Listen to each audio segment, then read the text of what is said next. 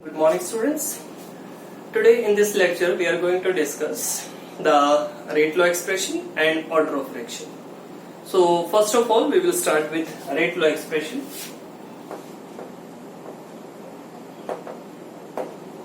Rate law expression. See, we have studied the rate of fraction is directly proportional to the molar concentration of reactants. We have studied the law of mass action, and with increase in the concentration of reactants, what will happen? The rate of reaction will increase.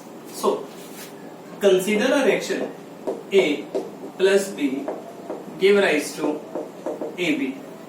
Now, one more thing which I have told you, during the course of reaction, the concentration of reactants will decrease. जैसे जैसे reaction जब वो proceed करेगा, what will happen? The concentration of reactants will decrease. So, here rate of reaction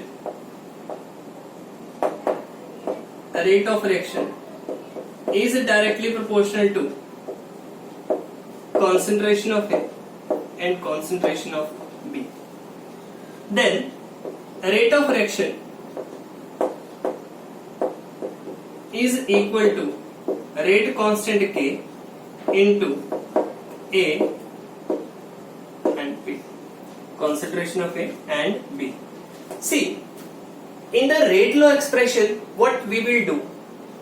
These concentration terms are raised to power to their respective stoichiometric coefficients. See, one thing which I want to correct here, K A raised to power P and B raised to power Q, and these P and Q may or may not be equal to the respective stoichiometric coefficients. See, if respective stoichiometric coefficients are A and B, then A may or may not be equal to P, B, small b की बात कर रहा हूँ, may or may not be equal to Q. Reason, these powers P and Q, here P and Q are determined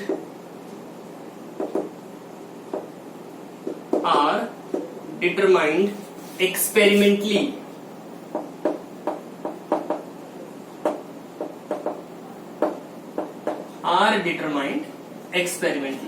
कैसे determine करते हैं इनको? Experimentally determine करते हैं. ठीक है, तो ये जो पावर्स हैं P और Q, ये मे और मे नॉट बी इक्वल. ठीक है, क्या हो सकते हैं? दीज पावर्स मे और may not be equal to P and Q.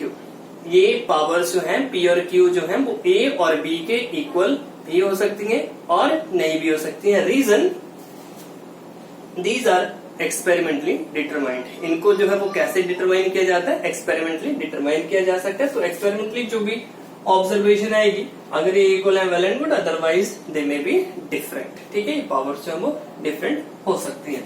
So how we can define this rate law expression? Rate law expression को कैसे डिफाइन कर सकते हैं? Rate law expression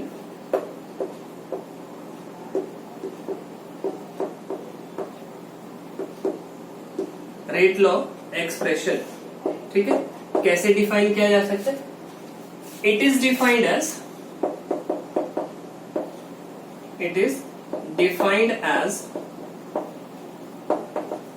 as the product of, it is defined as the mathematical expression in which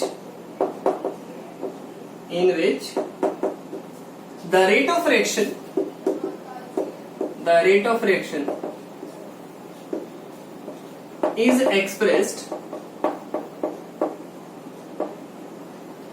reaction is expressed in terms of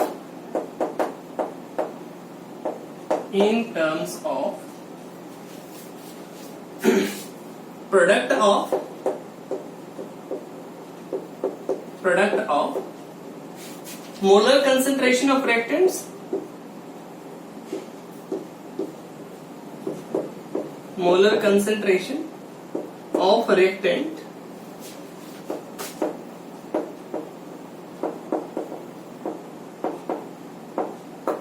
each concentration term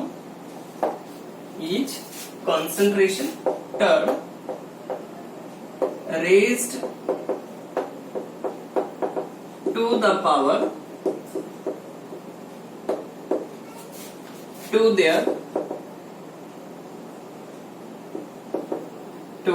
the power raised to the power to their stoichiometric coefficients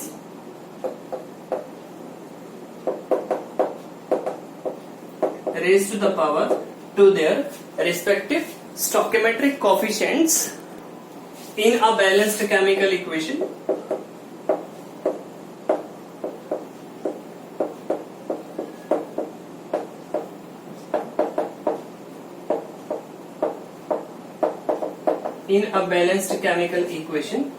and one more thing which I have told you, these powers may or may not be equal to the stoichiometric coefficients, and the reason I have told you, P and Q are determined experimentally.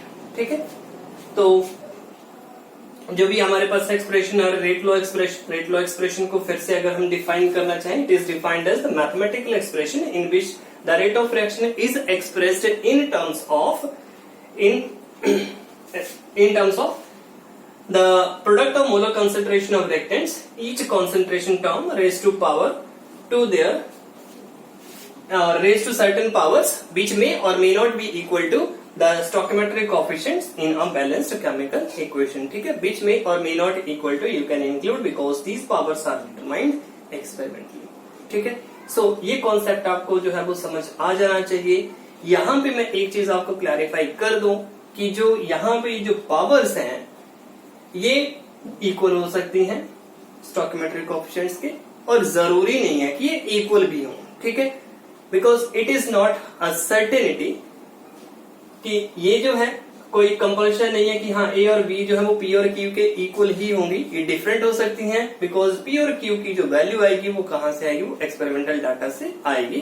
ठीक है, experimental किस तरह से dependence है, ठीक है, rate of reaction की on the concentration of respective reactants. ठीक है, तो वहां से ये पावर जब आएंगे. ठीक है, अगर किसी रिएक्टेंट कोई भी रिएक्टेंट अगर एक्सेस में प्रेजेंट है, उसकी कॉन्सेंट्रेशन में चेंज हो रहा है, और अगर एक्सेस में प्रेजेंट है तो स्मॉल चेंज जो है वो कोई ज्यादा इफेक्ट जो काउज नहीं करेगा, तो उस केस में जो है rate of reaction will become independent of change in that concentration.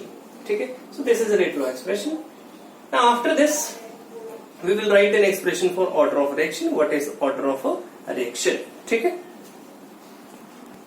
So students our next topic is order of reaction.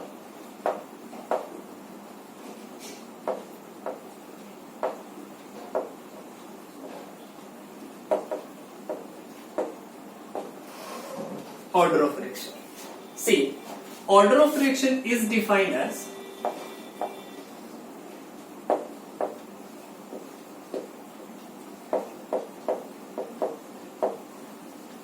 order of reaction is defined as the sum of powers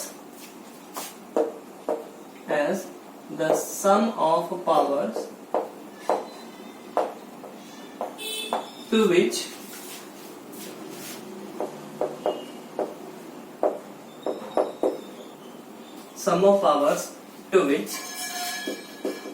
the reactants are raised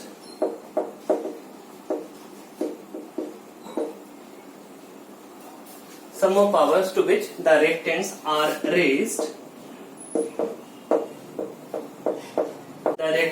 raised in a rate law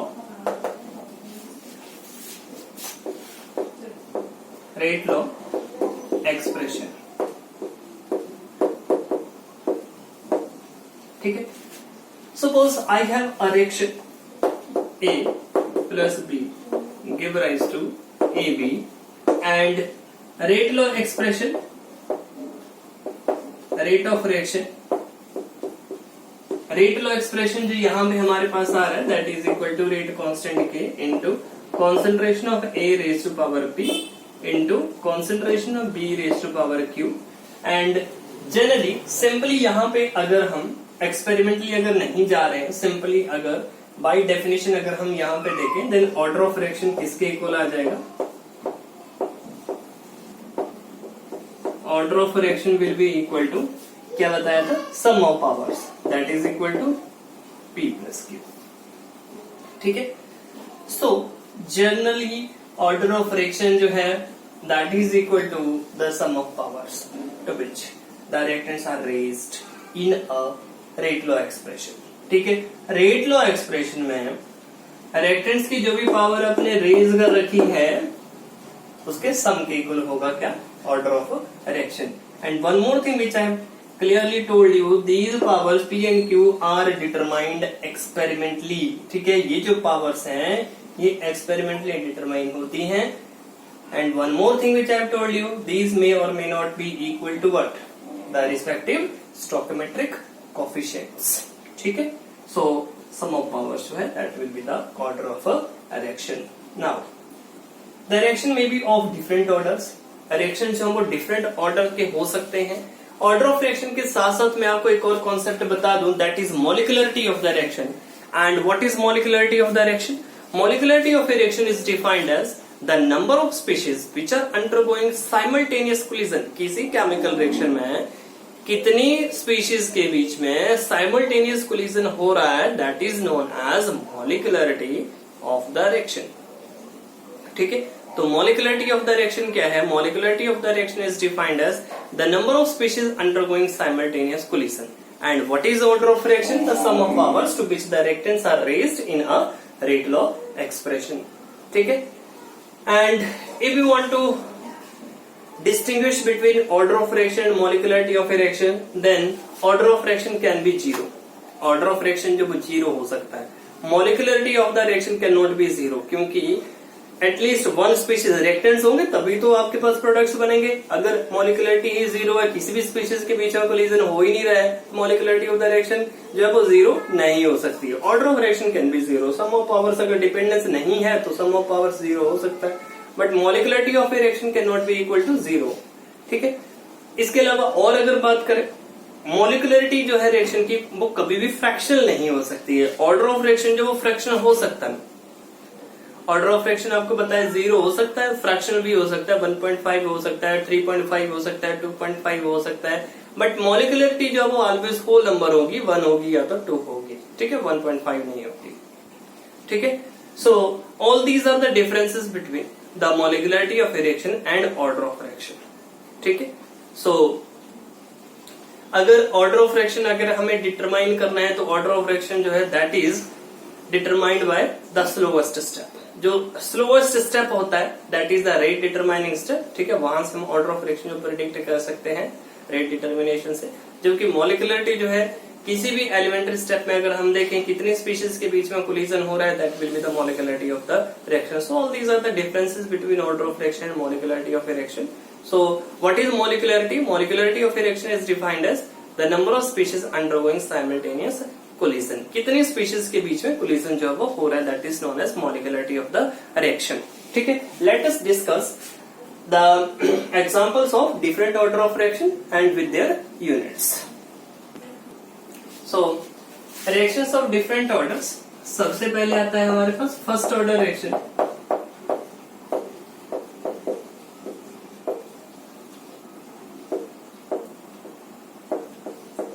first order reaction, see first order reaction के case में जैसे example है हमारे पास N2O5 की decomposition का है।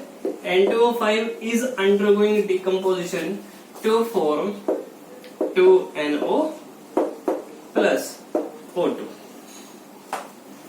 ठीक है, तो ये फिर 2NO2 फॉर्म कर दो, 2NO2 2 to the 4 and half O2। अब यहाँ पे अगर हम रेट लॉ एक्सप्रेशन लिखें तो रेट लॉ एक्सप्रेशन क्या बन जाएगा, rate of reaction is directly proportional to N2O5 की concentration.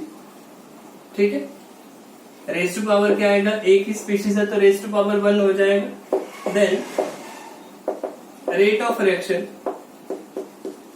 Is equal to rate constant K into N2O5 की concentration raise to power 1।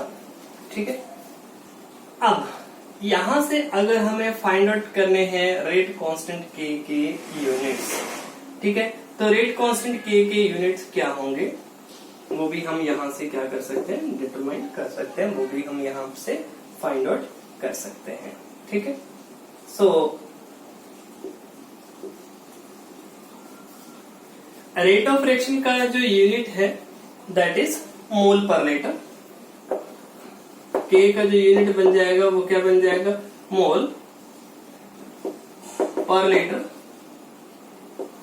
Divided by time. अगर मैं, क्योंकि rate change in concentration, concentration का unit हो गया मोल पर लीटर सेकेंड। ठीक है, change in concentration with respect to time. और यहाँ पे N2O5 का डिनोमिनेटर में आ जाएगा इनटू N2O5 की कॉन्सेंट्रेशन का यूनिट क्या बन जाएगा, मोल पर लीटर। ये कैंसिल आउट हो जाएगा, रेट कांस्टेंट K का यूनिट बन जाएगा पर सेकेंड। ठीक है, सो यूनिट्स का बाद में डिस्कस करते हैं, पहले हम जो है ऑर्डर ऑफ रिएक्शन जो वो डिस्कस कर लेते हैं वन बाय वन। नेक्स्ट आ जाता है हमारे पास फर्स्ट ऑर्डर में ही अगर और रिएक्शन कंसीडर करना तो SO2Cl2 की डिकम्पोजिशन का है। ये डिकम्पोज हो रहा है, सल्फर डाइऑक्साइड फॉर्म कर रहा है प्लस Cl2 फॉर्म कर रहा है, और यहाँ पे रेट ऑफ रिएक्शन के लिए जो इक्वेशन बन जाएगी is equal to rate constant K into SO2Cl2 की कॉन्सेंट्रेशन रेज टू पावर 1। ठीक है, इसके बाद नेक्स्ट आता है reaction of second order.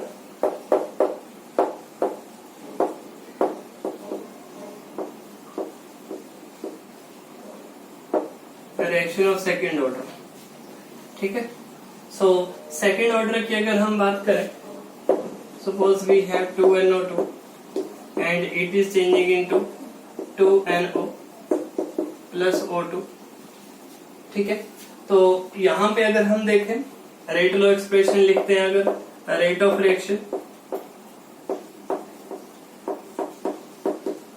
Reaction is equal to rate constant K into NO2 की कॉन्सेंट्रेशन का क्या हो जाएगा, स्क्वायर हो जाएगा। सो ऑर्डर ऑफ रिएक्शन क्या हो जाएगा, यहाँ पे 2 आ जाएगा।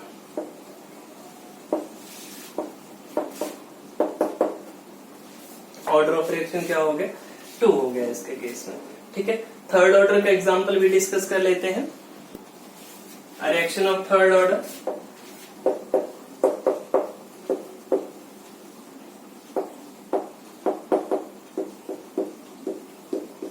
रिएक्शन ऑफ थर्ड ऑर्डर के केस में अब देखो क्या हो जाएगा, सम ऑफ पावर्स में it should be equal to 3। For example we have 2NO2 और 2NO plus O2 give rise to 2NO2। ठीक है, तो इसके केस में देखो रेट ऑफ रिएक्शन के लिए क्या एक्सप्रेशन बनेगा, rate of reaction is equal to rate constant K into NO raise to power 2 and O2 raise to power 1। Sum of powers कितना हो गया, 2 प्लस 1 कितना आ रहा है आपके पास, 3 आ जाएगा। ठीक है, तो ऑर्डर ऑफ रिएक्शन क्या बन गया, यहाँ पे आपके पास 3 बन गया। नाउ नेक्स्ट हम डिस्कस कर लेते हैं reaction of zero order.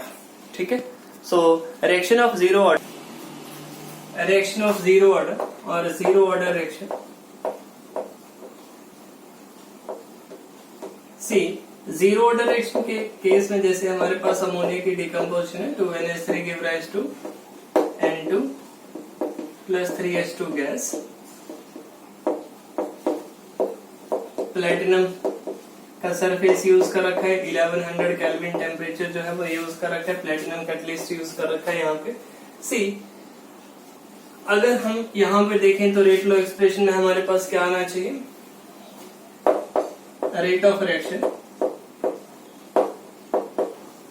Is equal to rate constant के into NH3 raise to power 0। See अगर हम इस रिएक्शन में देखें तो मॉलिक्यूलरिटी 2 दिख रही है, रेज़ टू पावर 2 होना चाहिए, बट मैंने आपको बताया था जो भी हम पावर रेज करेंगे those power may or may not be equal to the respective stoichiometric coefficients। The reason, see होता क्या है यहाँ पे, why the rate of reaction is not depending upon the concentration of ammonia? The reason behind this is we are using a catalyst। जो भी हम यहाँ पे catalyst यूज कर रहे हैं, what it will do when the ammonia, this catalyst will absorb the ammonia। When the ammonia is absorbed in sufficient amount, ये catalyst क्या काम कर रहा है, अमोनिया को एब्जॉर्ब करेगा अपने सरफेस के ऊपर, ठीक है। जब अमोनिया जो वो सफिशिएंट अमाउंट में एब्जॉर्ब हो जाएगा प्लेटिनम के सरफेस के ऊपर, देन उसके बाद आप अमोनिया की कॉन्सेंट्रेशन इंक्रीज करो डिक्रीज करो, rate of reaction will become independent of change in concentration of ammonia. क्योंकि जिस अमोनिया ने प्रोडक्ट्स में चेंज होना है वो ऑलरेडी कहां पे प्रेजेंट है, that is already present on the surface of the catalyst. Is it clear? The ammonia which has to be converted into products which has to decompose into nitrogen and hydrogen, that is already adsorbed on the surface of the catalyst। Catalyst has already adsorbed sufficient amount of ammonia। Now change in concentration of ammonia will not alter the rate of reaction। So the rate of reaction now will become independent of change in concentration of ammonia। Hence the reaction will follow zero order kinetics। इस वजह से जो reaction है वो कौन सी kinetics follow करेगा, it will follow zero order kinetics. I think it should be very much clear to you. हुआ क्या, कैटलिस्ट ने सफिशिएंट अमाउंट में अमोनिया जो है वो एब्जॉर्ब कर लिया अपने सरफेस के ऊपर। अब क्या होगा, अब अगर हम अमोनिया की कॉन्सेंट्रेशन चेंज भी करें तो जो रेट ऑफ रिएक्शन है that will be independent of change in concentration of ammonia, क्योंकि जिस अमोनिया ने प्रोडक्ट्स में चेंज होना है वो ऑलरेडी कैटलिस्ट के सरफेस में प्रेजेंट है, ठीक है। So rate of reaction is equal to rate constant के into change in concentration of ammonia.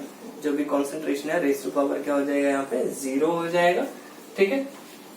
So here the order of reaction will be equal to what, order of reaction क्या होगा, यहाँ पे 0 होगा, ठीक है। नेक्स्ट आ जाता है to find out the units. Units find out करने के लिए आप जो है वो एक सिंपल फॉर्मूला रखोगे माइंड में, that is mole, and here we have n minus 1 and mole, sorry, 1 minus n and liter n minus 1 and per second। ये फॉर्मूला आपने यूज करना है। यहां पे आप n की वैल्यू जो है वो पुट करते जाओगे और आपके पास यूनिट्स हैं वो बनते जाएंगे, ठीक है। जैसे आपके पास है zero order, now the heading will be units of rate constant, units of rate constant for different orders of reaction, for